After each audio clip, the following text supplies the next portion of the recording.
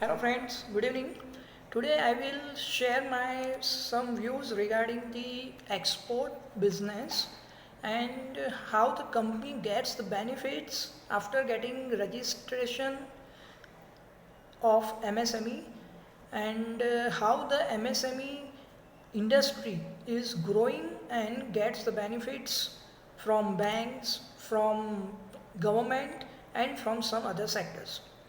First, now we will discuss about the export business. If any company or any business entity wants to start its export business, then it is mandatory to get the IC code. IC code stands for Import Export Code. Once the company gets IC code, company has to get the registration at customs department, and company is required to, any business entity is required to submit the some documents, which are the documents that companies or any business entity is required to submit.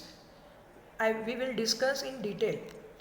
The first document is AD code registration. The company or any business entity wants to export out of its country, then company has to get its AD code registration from the banks in which the business entity wants to get the funds realized from the foreign buyer. So RBI has set up the some authorized dealer branches, which branch helps the exporter to get the funds realized from the foreign buyer at the prevailing exchange rate. So AD code registration document is mandatory to submit to the customs department to get the approval to get the shipment passed through customs department. Once customs department registration is completed, the business entity can start its export import business. In export, once the any business entity gets the export order from the foreign buyer, then the first work is required to do is to prepare the proforma invoice. Proforma invoice contains the particulars of the purchase order received from the foreign buyer. It contains the description of the goods, terms of the delivery, terms of the payment, how much and how many quantity of the goods required to export, in how much how the goods will be exported, that is through sea cargo, through air cargo or through inland cargo. So all such details have to be mentioned in proforma invoice, and proforma invoice is required to get the sanction from the foreign buyer. Once the proforma invoice is getting the approval from the foreign buyer, then the business entity is starting exporting the goods or preparing some documents like packing list, then certificate of origin, then certificate of testing, and uh, and shipping bill of lading, insurance policy, and export general manifest.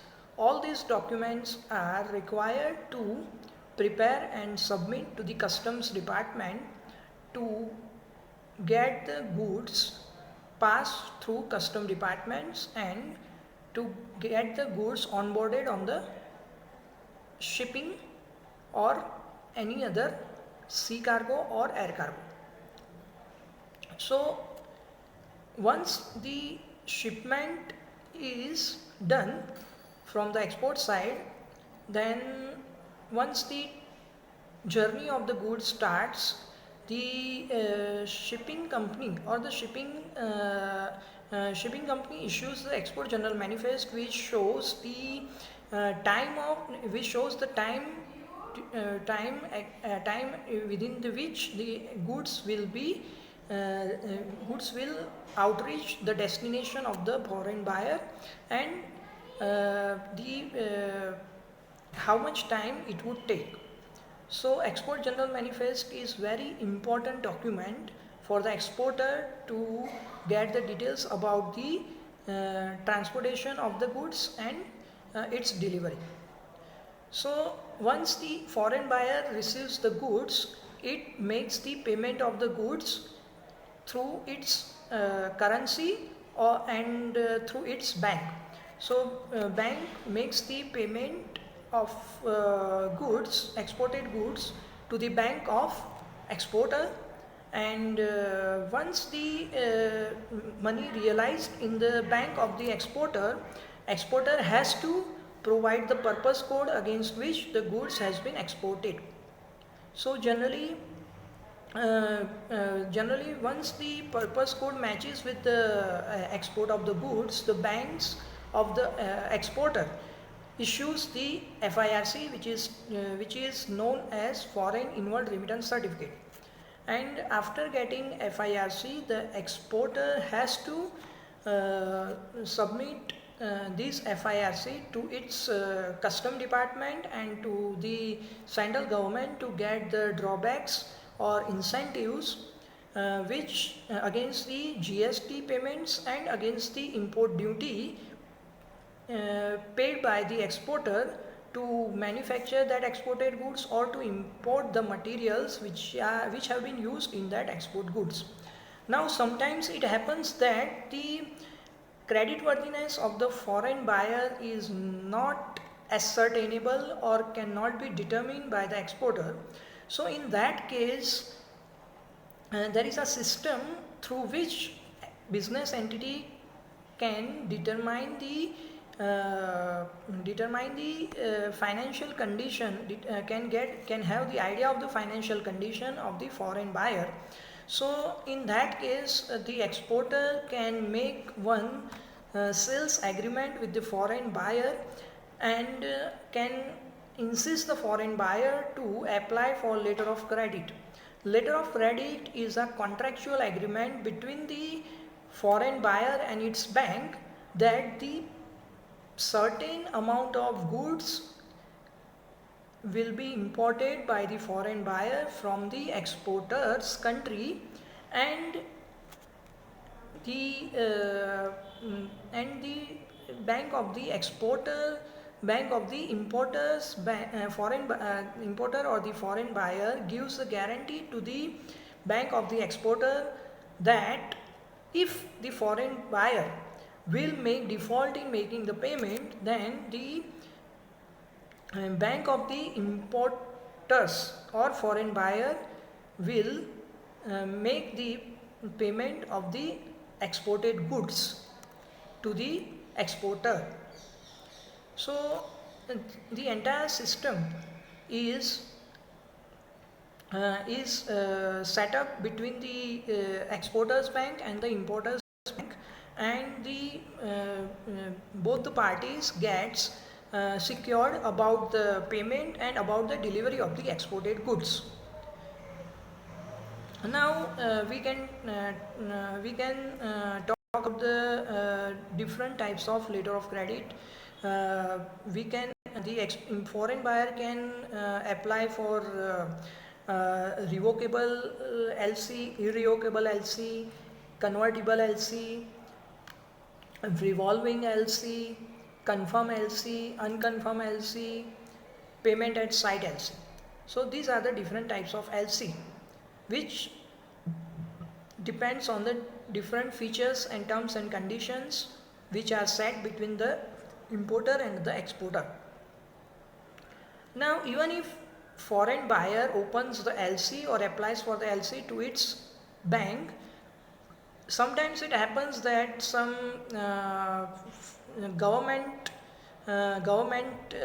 some factors which cannot be controllable in the country of foreign buyer or in the country of exporter.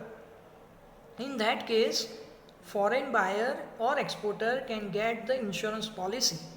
In India, the central government has set up the ECGC entity, which is called Export Credit Guarantee Corporation of India, which issues the insurance policy to the exporter and ensures that once if the foreign buyer will default, will make the default in making payment to the exporter, or if any LC issued by the bank of the foreign buyer will go in default mode due to the changes in the government in kind of foreign buyer, or some due to heavy foreign exchange fluctuations, foreign buyer cannot be able to make the payment. Now in that case, the insurance policy will help the exporter to get the payment realized from the bank of the foreign buyer. It also extends the export credit facility to the exporter. Export credit facility is nothing but the extra funds which requires the exporter to execute the order received from the foreign buyer.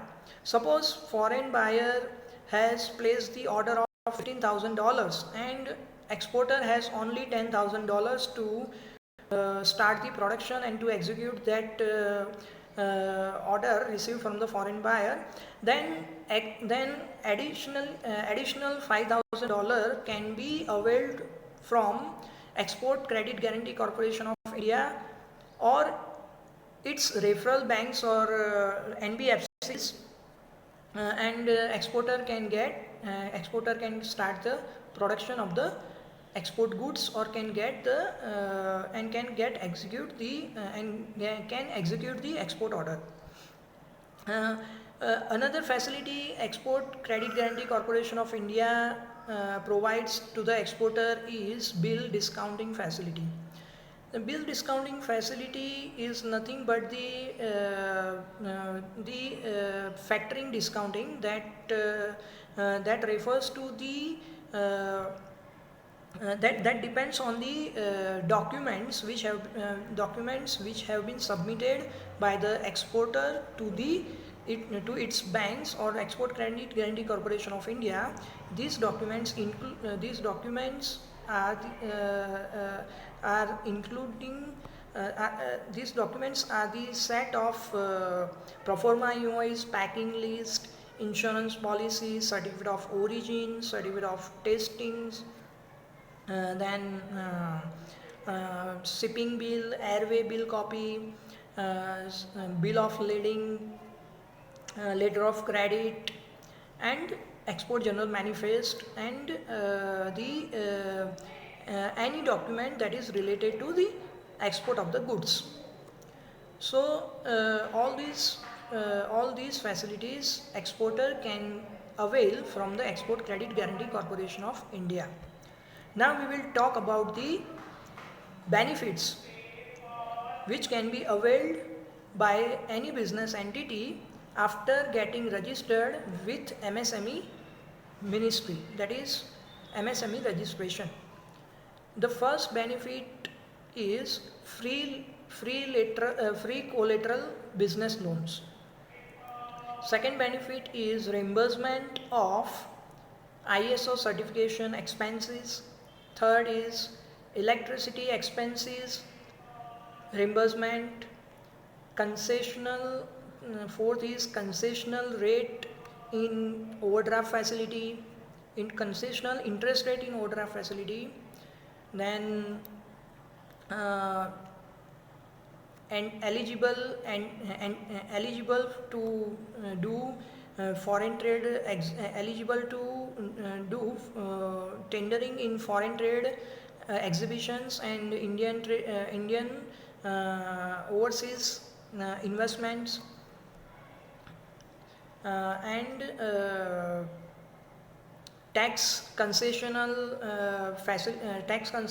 benefits are also available for startups and doing eligibility for exporting goods without any restrictions to any countries out of India.